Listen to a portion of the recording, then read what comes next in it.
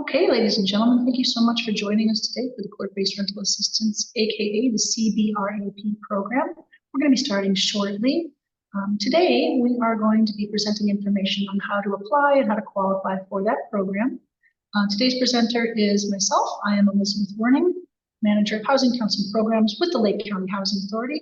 But the majority of the information today is going to be presented by Erica Sanchez.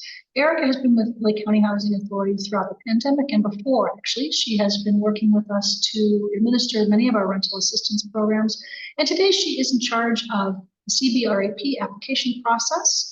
We were registered as an administrating agency from the CBRAP program, which means our purpose is to guide folks and to educate folks about the application process, the qualifiers for that, as well as assisting in the actual application, uploading documents, things like that. So there are many folks in Lake County and beyond who may not have the right expertise to do an online application like the CBRAP requires, especially one that is so document rich. So you'll see in a couple minutes when Erica begins to explain the program requirements, just how many documents are required. So before she begins, I just want to say that if you do need assistance with this program or if you have questions, we are here at Lake County Housing Authority, the Housing Counseling Department specifically, to assist you with your CBRAP application. And that's whether if you are a tenant or a landlord, either which way. So that being said, just some housekeeping items. This is a recorded presentation. Ideally, we record all of our presentations in case folks can't attend. So that being said, if you don't want your face on camera to be permanently recorded on our YouTube page, please make sure to turn off your camera. Everybody's going to be muted until the end. If you do have a question throughout the presentation, we are going to ask you to put that information in the chat. In the chat, I will manage the chat while Erica presents. And if you have questions a little bit more complex, or you just want to say it out loud, we are going to be unmuting everybody after the presentation is over for a Q&A session. That being said, if you don't think you can wait to the end of the presentation, or maybe you have to leave early, something like that, you can always put those questions in the chat. And even while Erica presents, I'm going to do my best to answer them precisely. And then at the end, if there is a very interesting question or one that I feel the group would benefit from, I will answer or ask Erica that question publicly so we can all benefit from it. Okay, that being said, Erica, why don't you go ahead and turn on your camera and turn on your microphone. We're going to do a little bit of a sound check. Erica, can you introduce yourself a little bit? Hello, everyone. My name is Erica Sanchez, and I am a housing specialist here with the Lake County Housing Authority. Perfect. Okay, all of those beautiful housekeeping items in order. Let's go ahead and launch off the program. Erica, I will be quiet for as long as humanly possible. Please feel free to go ahead. Thank you, Liz.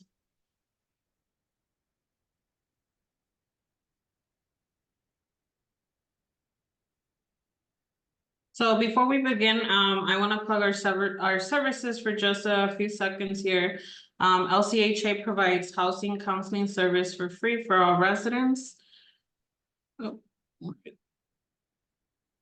regardless of income or residency or demographic. We are open to all residents and are not limited to voucher, public housing assistance.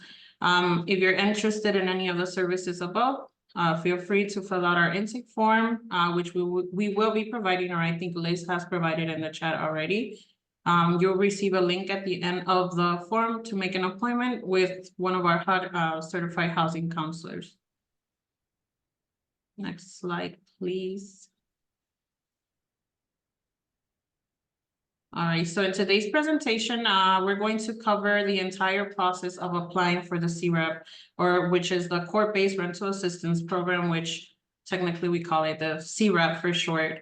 How to do so, what is required, who qualifies, etc., or all the information that has to do with this program. At the end of the presentation, we have some time set aside for questions from any of you, more detailed questions you guys might have.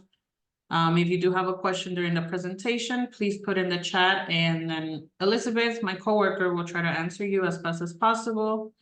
If you have any questions or any more complex questions, just wait until the end till we do our question and answer sessions to speak up.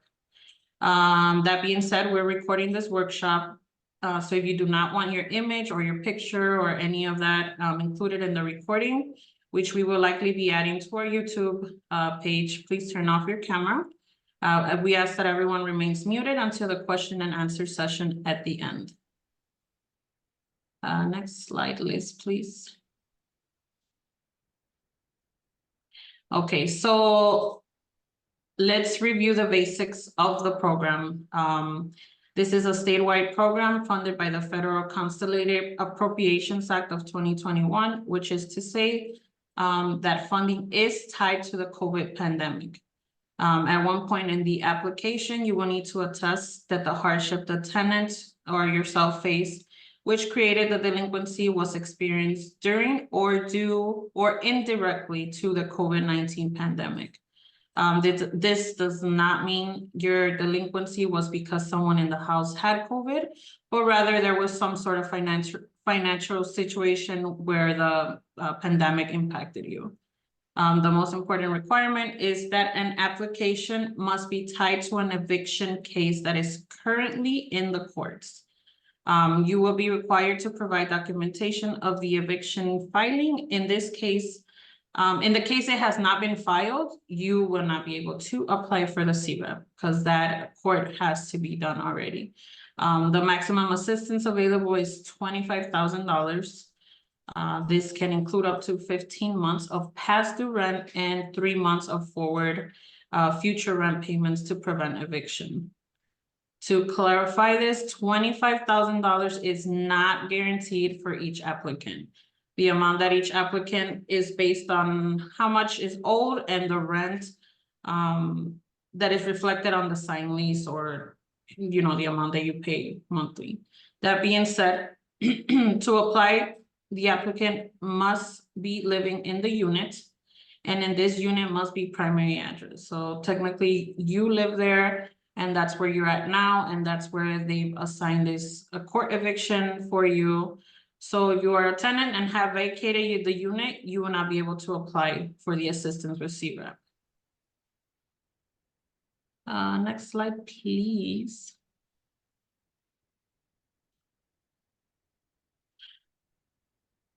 Okay, so the CBRAP application, let's begin with a few best practices and helpful tips in regards to this court-based application. Firstly, this is about an hour-long process. So if you're comfortable, obviously, with online applications, there is no paper application for this program, unfortunately. So if you're not good with online applications, or any of that type, you don't feel comfortable doing this yourself, or you just feel that that's not for you, then you can reach out to one of us at LCHA to assist you with that, because that's what we're here as a third party, to assist with that process.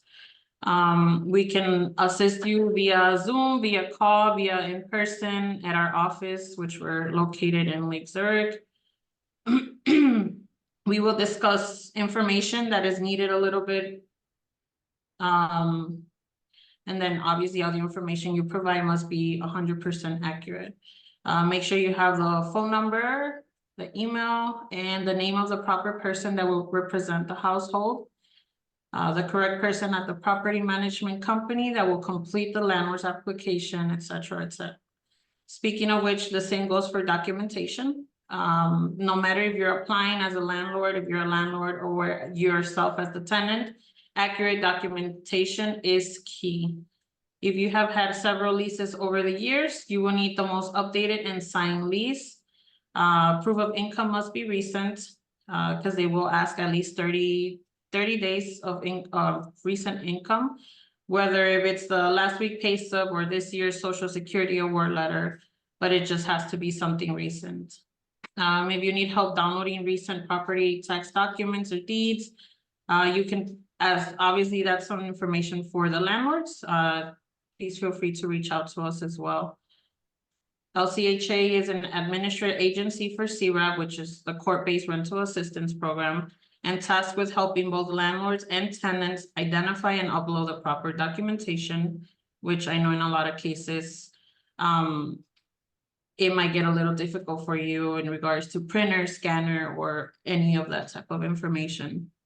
When you go to upload documents, please make sure that the scans you are using are clear. Include the full page of the document, meaning like from corner to corner, the four corners. And obviously, if it's 20 pages, we need 20 pages to provide that for the program. For example, if you were to upload a bank statement, court-based rental assistance requires that all pages of the bank statements are present and the full page is visible and clear. There are a few phone apps that can create a crisp image. And you can always scan at your local library, or LCHA, again, can assist you in creating a good scan and uploading that information to the application. You will be able to return to the application once started to uploaded docs or documents, but some information is not editable. So that's something we have to look out for as well. Next slide, Liz, please. So let's look at the tenant qualifications first. Firstly, a tenant must have the contact information for the housing provider being either your property manager or your landlord. The CBRAP application relies on accurate email addresses to link a tenant application to a landlord application. What does that mean? That means you fill out your application, you need a accurate email address, so that way when your landlord has to complete their portion, obviously they can connect those and see that one is the tenant and one is the landlord.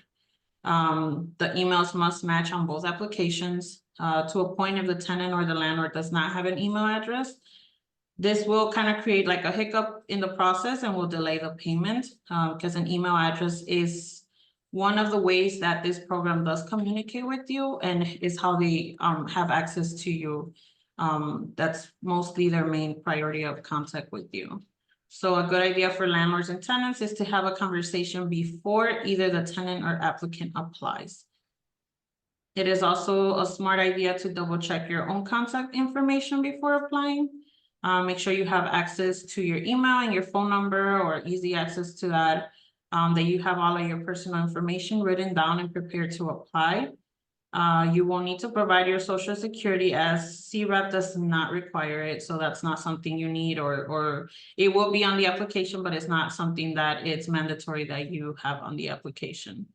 But you will obviously be asked a lot of other type of personal data that you will need to fill out. And then, as I stated before, this is a program tied to COVID funds. So a tenant will have to attest that their hardship is linked in some way to COVID. You will not need to specify how this was linked to the pandemic, but you will be asked. So there will be a few options that it'll kind of ask you and see, and you can just pick from them. You also need to attest to the fact that you are at risk of losing housing or becoming homeless if you do not receive the CBRAP funds. Again, you will not need to fill out a hardship letter or anything like that, but you will need to click a button to attest to risk of losing housing. In addition, you will need to be below 80% area median income, also called AMI, for your area. And we will put in the chat a link where you can view the AMI charts and determine if you meet those income requirements for your household size. So depending obviously on the household size, there's different amounts for that AMI. The tenant's income will be verified with documentation, which we will review in a few slides into this. You will need to also verify that the eviction has already been filed on court. There's usually often some confusion when you consider in eviction court. Is this when the landlord provides a late notice or a 10-day notice to vacate, etc.? When we refer to a file court case, we mean that the housing provider has gone to court, filed to sue the tenant for eviction. At this point, there is a court case number that will typically begin with usually it's 2024 EV, and it's just a long number. Usually a lot of zeros, and usually the ending is what changes the last four numbers, but you will know that it's a 2024 EV, etc. long number. You should receive the full paperwork regarding this filing either through your landlord or process server. So landlord, property manager, or whoever's in charge of providing that paperwork to you. I will put a link in the chat where you can check to see an eviction case has been filed and that the number for that case is. So there will be a lot of links for you that would be easy access for you to get all this information from. So if you have any questions regarding this stage of eviction, please feel free to schedule an appointment with any of us here at LCHA housing counselors so we can explain the eviction process obviously in full. That being said, eviction case must be due to non-payment. Unfortunately, CBRAP cannot assist if you're being evicted for a lease violation or a non-renewal of the lease. The eviction documents and court summons will specify the reason why you're being evicted.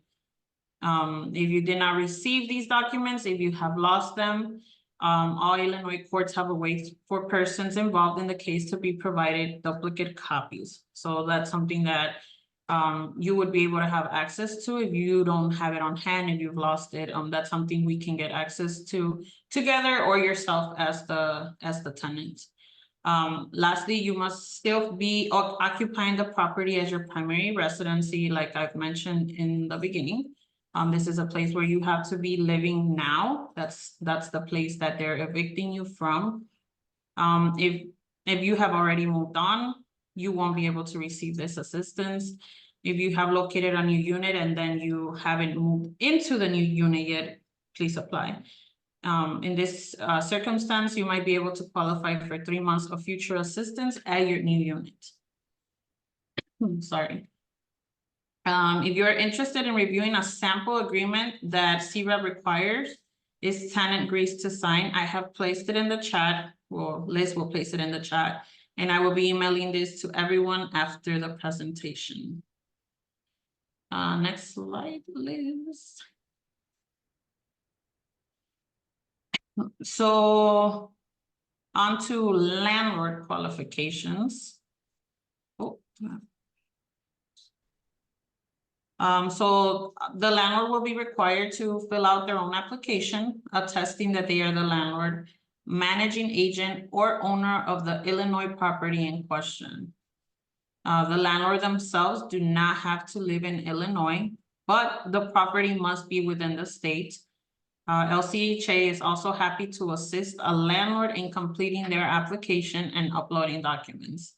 That being said, in a lot of cases I've had is where the tenant applies and the landlord does not want to participate or doesn't want to have anything to do with it because they don't want to go through pretty much the process of the application, which that's something that we can assist them with as well as we can assist you, we can assist them. The landlord will also have to attest and prove that the tenant is 15 days or more delinquent on the rent and that a legal court eviction has been initiated in the courts. This is all we need to be proven with documentation, which we'll review in future slides as well on what documentation that would be. Most impactfully to landlords, part of the agreement to receive funds includes an agreement to dismiss the case that prompted the application. Obviously, if the tenant falls behind on rent again, or if the tenant violates the lease, the landlord is well within their right to file a new eviction case. Additionally, and landlords should absolutely understand that before signing the agreement, the following terms are included in the agreement, which I'm going to read to you actual wording. Housing provider has waived or will waive any and all fees, costs, penalties, or fines, including late fees, holdover rent charges, costs, including court costs, legal fees, and any other fees, costs, penalties, or fines related to the household occupancy of this rental unit, and housing provider will not charge additional fees, costs, penalties, or fines from March 13, 2020 through the end of the month covered by the CBRAP grant. What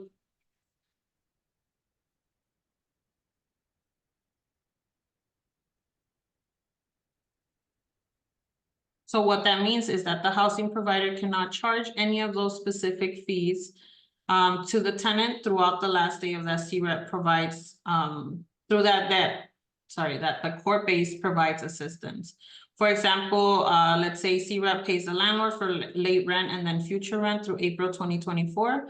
All fees from the delinquency must erase and none should be charged through April 30, 2024. So a lot of times landlords are not aware of this, or they try to include what it is, the late fees.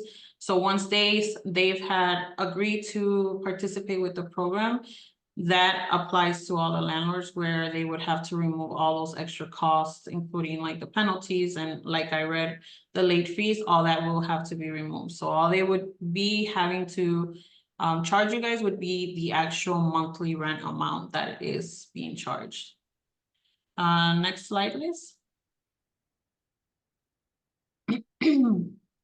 So now we will review the documentation required of the applicants, beginning with the tenant. I have placed a full list of acceptable documents in the chat. Well, Liz will provide you with that. And we'll email these to everyone after the presentation. So here's a list of very basic documents and that are expected from all the tenant applications. Some circumstances will require an applicant to upload additional documents. So depending on your case, they will, like it's just in the circumstance of obviously every tenant. But that will be communicated to you by the CBRAP review team personally to your email. So these include the eviction court complaint summons and court case number, which are all found on the summons document. LCHA can also assist you in getting copies of these if need be. Your government issue photo ID. This can be a driver's license, an ID, a passport, a matricula, etc. Some proof of address. This usually can be like a utility bill, like your ComEd, North Shore, or Nightport Gas. Bank statement, benefits letter. Again, if you need help identifying a few items that prove you are still living in the property, please reach out to any of our staff here at LCHA. Proof of household income. This means having to prove income for all adults that are that contribute to the rent. Often this means pay stubs, but you can also provide benefits letter, income taxes, even bank statements that show routine cash deposits. For folks that cannot provide these documents, we will help you complete the CBRAP income attestation. So there's an actual attestation that if you do not have these documents, that's something that you can go ahead and sign.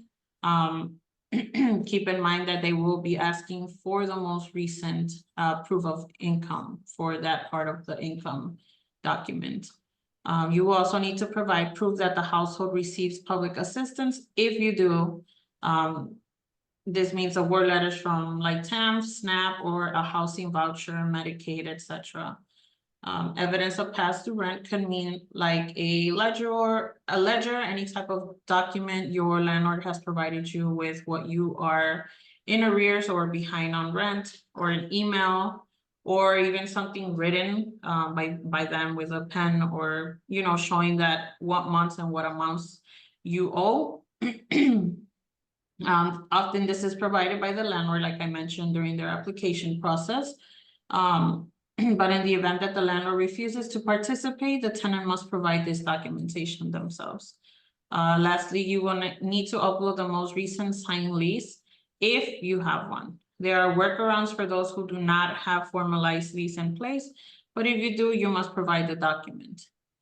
As with all the documents required by CBRAP, everything in this list is requested in order to ensure that the accuracy of the potential payments.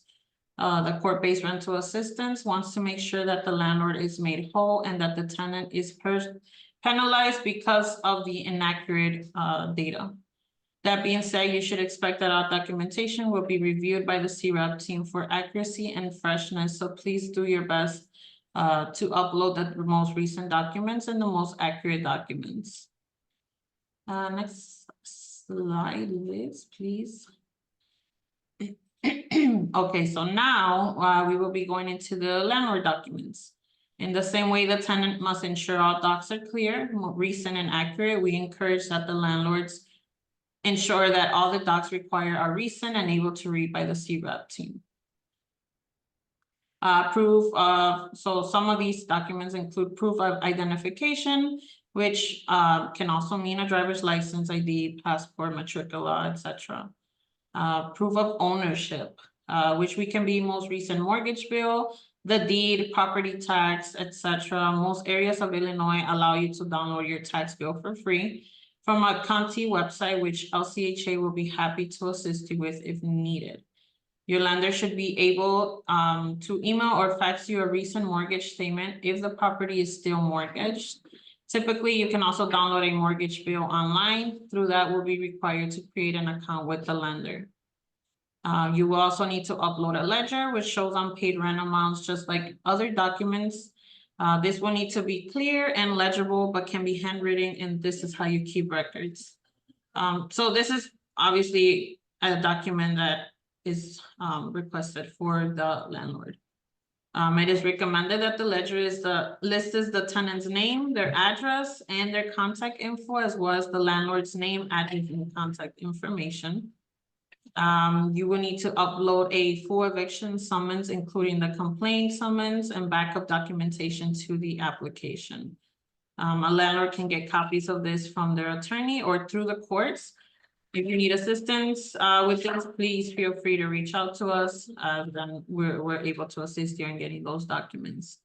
If you're a property manager who does not own the unit in question, you will be required to upload most recent management agreement, as that will establish your right to be paid and the relationship between the management group and the owner of the property.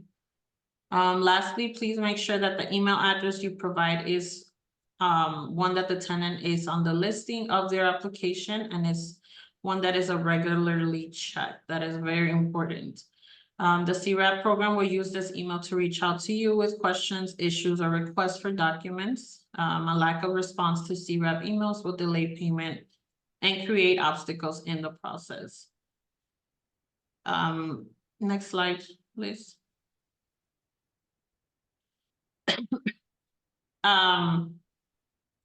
So review and payment. So this pretty much goes into when both applications are complete. The tenant and the landlord apps will be paired and reviewed for eligibility by the CBRAP team. In the event that the data on the applications is different, the CBRAP team will reach out via email for clarity. Keep in mind, to match the landlord and tenant apps, the email addresses must match. Another thing that we can do is obviously you as the tenant, or if one of us here at LCHA is assisting you with that, we're able to call and give them your application ID. And then if the landlord has their application ID, they can provide that to us as well. And we can call and have them there at the CBRAP program match them as well. We can also do that via phone. During this process, CBRAP will confirm that the landlord will participate and understands that terms and conditions of receiving funds. CBRAP staff will then review the documents and request updated or further docs if needed. If everything looks good, CBRAP staff will calculate the amount of the assistance that we will provide. They will provide, not us. They will provide, and will notify the tenant and landlord of the award amount.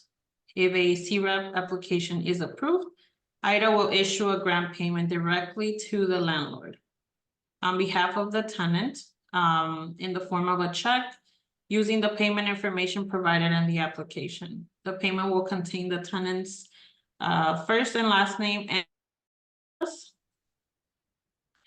through CBRAP has advertised some timelines for the process above. We have found that there is not a standard timeline to go from application match to payment. In our experience, the full process from application to payout can take between 1 to 5 weeks. It just depends on their volume of work they have. There are some obstacles that could arise that may stretch out the process, things like missing documents, inaccurate income information, old documents were uploaded, or unmatched contact information can cause issues, that meaning the landlord and the tenant contact information. You can always check your application status by visiting illinoishousinghelp.org or by calling IDA's hotline at 1-866-454-3571, which obviously we will add to the chat as well. And then you will need your application number once you call that hotline, because that's a way that they can look up your application. And then in the next slide, we will discuss what happens if a housing provider or landlord does not want to participate. Next slide, please. So this here on the screen is a timeline provided by CBRAP. I stated earlier that these timelines can flex depending on obstacles, and it is a good idea to not plan your apartment move or eviction case around these timelines. Next slide, please.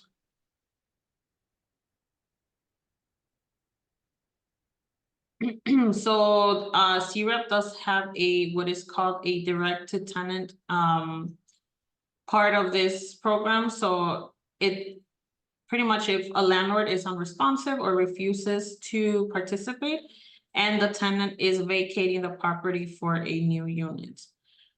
This requires a special review process that will extend the payment timeline considerably, but can include up to 3 months of future payments for a new unit. So tenants may be eligible for the direct tenant payment if, let's say the tenant is, the landlord is unresponsive, refuses to accept these funds. Some of them directly tell us, you know what, no, I don't want to be a part of this. I don't even want to hear it. That's not something I want to do.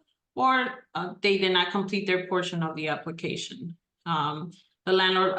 The landlord accepted CBRAP assistance for past due rent and agreed to vacate a court order eviction, but refused to continue the lease or accept future payments on behalf of the tenant. The tenant household meets all CBRAP eligibility criteria, income, documents, etc. And the tenant will be moving from this unit into a new unit. This is very, very, very important that you know that once you've gone into a direct to tenant status, this direct to tenant is only available for the tenants who are moving out of the unit. If you plan on staying in the unit and the landlord refuses to participate, you will not qualify at all for the CBRAP program. So this would only be, so if you're leaving and the landlord says, no, I don't want this, but you have to leave, this is something that you will not qualify for, which is the direct to tenant payment. So no matter if the landlord states right away or the CBRAP team cannot get in touch with them, review for the direct to tenant will not begin until 30 to 45 days after the tenant's application submission date. So the submission date is the date that the application was completed. Once that white screen says your application was submitted, from that date, not the day the application was started, because you're obviously able to put that application on pause and come back and upload and continue with the application. So until the application was completely submitted, that's when they will start counting those 30 to 45 days, or the direct to tenant process begins. And then another important item, direct to tenant assistance will pay out for up to 3 months of future rent payments to help the household move into a new home following an eviction or a terminated lease. It will not pay for the delinquent rent. That's very important that you know that if you go into a direct to tenant, this is for you to be able to get out this unit, but that delinquent rent will still obviously stay unpaid, because they will not pay for this delinquent rent. You as a tenant must locate a new unit, sign a lease, or complete a lease attestation with a new landlord for a period of at least 6 months, and upload the documents to the CBRAP application portal to receive direct assistance. Eligibility applicants will receive a tenant direct pre-approval letter from the Illinois Housing Development Authority or as we call it, IDA, within 30 to 45 days from the start of their application review. CBRAP will send the tenant an email asking if the applicant intends to stay in the unit or vacate. So that's when they'll know if you qualify for that direct-to-tenant, or they'll just deny you in regards to the direct-to-tenant. Tenants have 90 days from the date of pre-approval letter to locate a new apartment and upload a new lease, or the lease attestation that we're able to do as well, to the CBRAP application portal. Tenants will receive a check at their new address. So that direct-to-tenant check will be a check sent to the new address within 14 business days of their notification by IDA that their tenant direct rental assistance application was approved. It would be including the tenant direct payment terms and conditions in the email sent out after this presentation. And as always, we will be happy to address issue on a one-on-one basis through housing counseling. Now we can move on to questions and answers. I know this program can be a little confusing in regards to the direct-to-tenant, or what is or what is not qualified to be for the court-based rental assistance. So, I mean, we can open up now. Please feel free to unmute yourself if you have any questions. And then me and Elizabeth, my coworker, will be reading questions that have been submitted in the chat.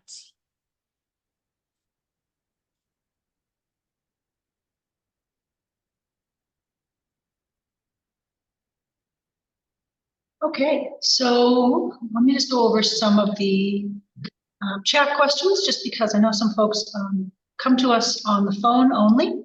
So I would hate that those folks would miss out. Okay, so let's take a look here.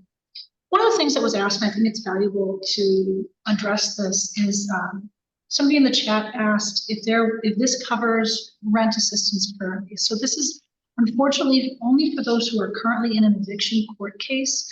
And though it does provide 3 months of future assistance, either as part of that court-based rental assistance, or if you're moving into a new unit, that direct-to-tenant, it is not a program for those who are seeking delinquent rent assistance without an eviction case. Now, there are 2 agencies in our area that are currently offering a rental assistance program for those who do not have a housing choice voucher or live in public housing. Those are going to be Cap Lake County and Catholic Charities. I believe it's the Catholic Charities Waukegan office, because if I remember correctly, the Catholic Charities Round Lake office is for seniors. So at any point in time, if you do have a question like that, 211 Lake County is an excellent resource. You can either reach them over your phone by just 211, or you can Google 211 Lake County and you will receive their website, which has a decent search feature. So if you type in rental assistance, or you can put in your zip code, it will direct you where to go. Another question somebody asked, which was exceptional, was regarding the requirement that landlords take CBRAP. Now, some of you may know, January 1st of 2023, I believe, Illinois passed what is called the source of income protection laws. And that basically says that a landlord, or actually a housing provider, because it includes mortgagers, cannot deny you based on the source of your income. So let's say you are the identical client to, it's me and Erica. Erica and I have the same credit score. We have the same exact family composition. There's nothing the difference between Erica and I except for our source of income. And source of income could mean anything from a housing choice voucher to, I get Social Security, Erica makes a wage, whatever it is. The landlord cannot deny you based only on your source of income. The question that somebody asked in the chat is, does this program meet those qualifications?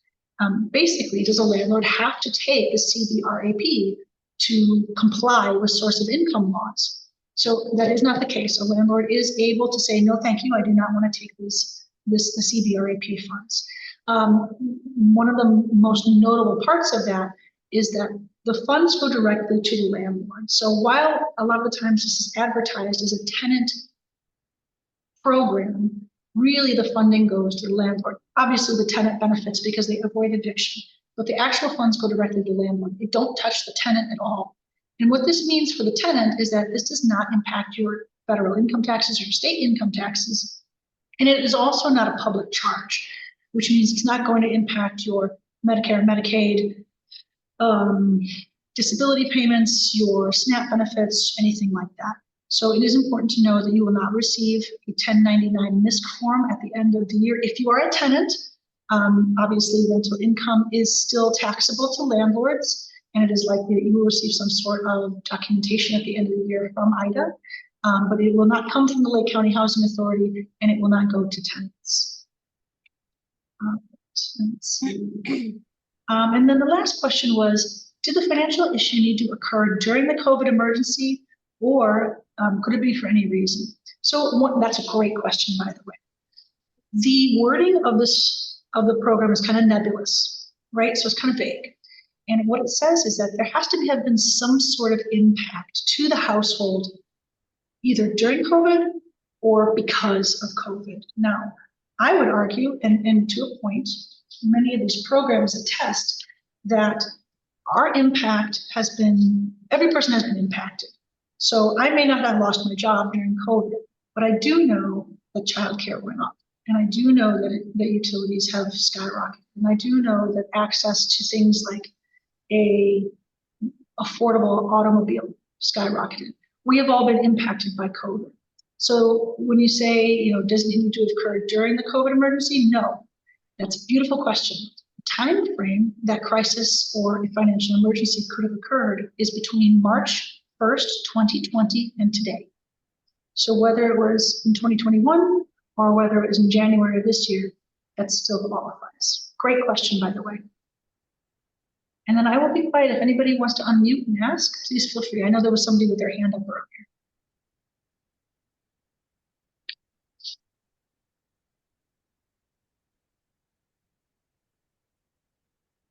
Can we get it more than once? I'm sorry? Like if the tenant got assistance in the past, can they get it again? Great question. So there is a duplication of benefits cap. Erica, off the top of your head, do you know, firstly, does it have to be tied to that same funding source? So effectively, to everyone who doesn't know, a lot of these COVID programs came out of a generalized pot of money. At the beginning of the presentation, Erica mentioned that it was the Consolidated Appropriations Act of 2021. Mm-hmm. So everybody that came out of that pot of money, there was a bunch of programs. Erica, if the person received, if the tenant received funding from a program that was also funded out of the Consolidated Appropriations Act of 2021, how is that proven? How are they evaluated? What does that look like? So technically you have the 25,000 cap for the 18 months. So if you have not reached those, then you still are able to apply till you're able to reach one of those. Okay, so for example, if I got 5 months and $6,000 from a similar program, a program that used the same pot of money last year, mm-hmm. I would theoretically have I would have a year left and $19,000 available to me to utilize, right? Right, yes. Okay, but not guaranteed, just potentially available. Mm-hmm. Okay, perfect. So Alexis and Jenna, you wrote in the chat, is there availability for housing currently? So are you referring specifically to LCHA's, the Lake County Housing Authority's voucher program waiting lists, as well as the public housing waiting lists? If so, unfortunately, the wait list for both of those programs are currently closed. So the voucher program waiting list has not been opened in a couple of years. From what I understand, it's anticipated to open within the next 18 months. That doesn't guarantee that if you get on that waiting list that you'll get a voucher. Typically what ends up happening is we get multiple tens of thousands of applicants to an open waiting list. There's a lottery that's held. We can take, I'm making up a number. Let's say we take 2,000 of those 40,000 that apply. Those 2,000 go on a list. Obviously, a person who's on the waiting list, you can't get a voucher until a voucher is released. So effectively, we look at the voucher program almost like, a Thanksgiving dining table, right? There's only so many chairs.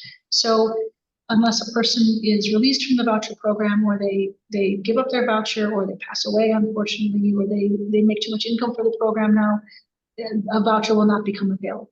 So I always caution folks, if you're looking for a housing choice voucher or other specialty vouchers, don't hold your life on hold for the voucher program.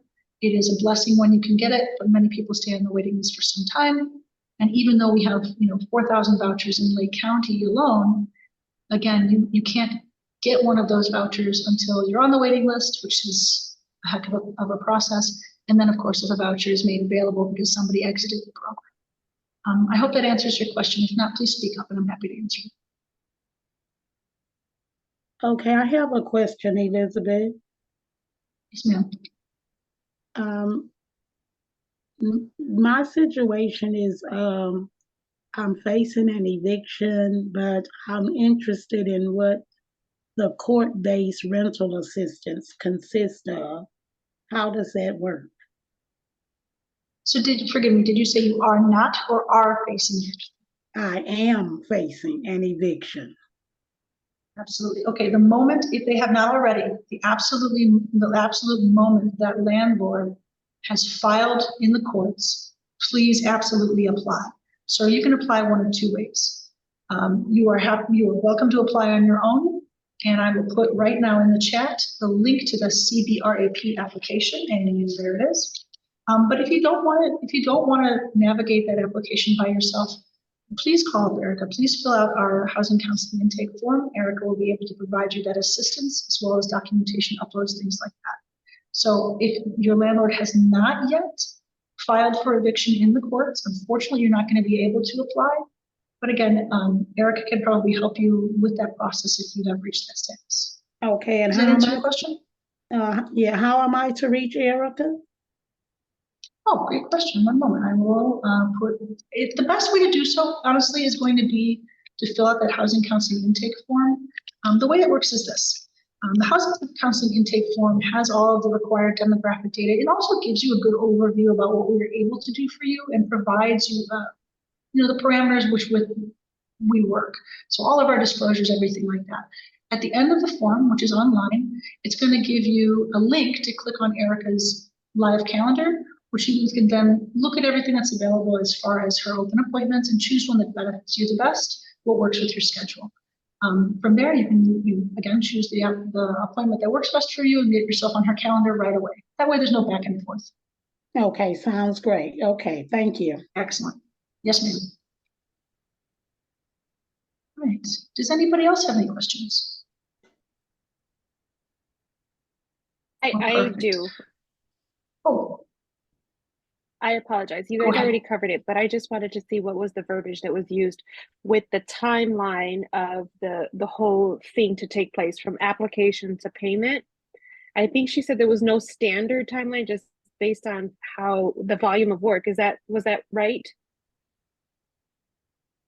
So that pretty much meant for, because I know we have some tenants that will call and say, oh, or what is and how long am I gonna get approved or not, or if they tell me if I was denied.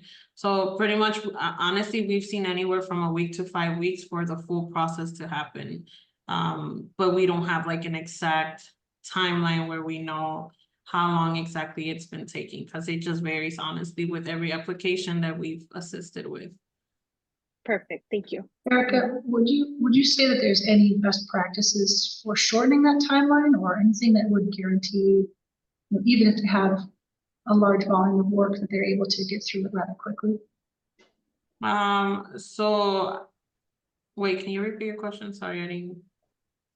No, it's okay. So I guess what I was asking is, is it a matter of getting all of your documentation in perfectly, making sure everything is there, double checked, all the T's are crosses, all the I's are dotted, etc.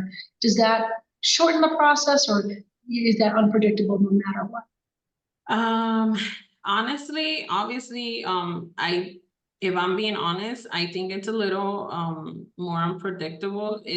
Honestly, it just depends. But obviously it's a little faster when there's no hiccups on the way, where they're like, oh, you forgot this document, or this document is not up to date, or this document doesn't show this information. So that's why when we say like clear and, you know, like a crispy scan, it's because they try to stop the application and request for a new document because they were not able to understand it or see it correctly.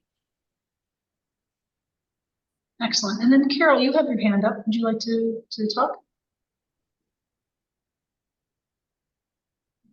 You know what? I believe Carol put something in the chat. Hold on just a second. So Carol, what you had said was you mentioned your income and you got help early last year, you're facing eviction. So I think this might be one of those scenarios where our service to you would be best if it was one-on-one. So this is what we're going to do. Carol, if you could put in the chat privately your email address, Erica will reach out to you today and we can set up a time to guide you through the application.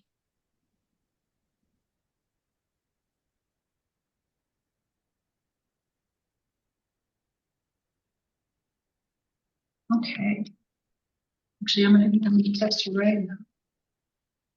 Okay, if anybody else has any questions, but if not, we can move on. Elizabeth, one more thing. Okay. If in the past you utilized the CBRAP program and there were funds that were paid on your behalf directly to your rental arrears, are you able to utilize any other programs if you come into another issue with rent or,